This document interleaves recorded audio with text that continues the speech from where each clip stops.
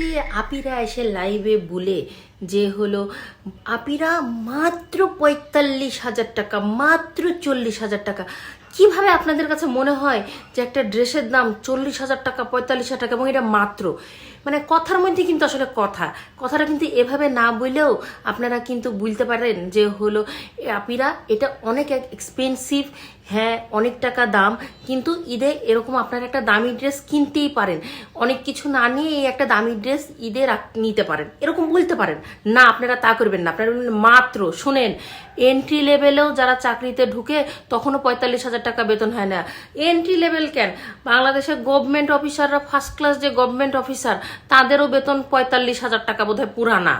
ঠিক আছে, একটু বুঝে শুনে বললেন, এগুলো শুনলেও না কেমন জানি বা লাগে। মাত্র ৪৫,০০০ টাকা। কথা কি ক্লিয়ার না ভেজাল আছে?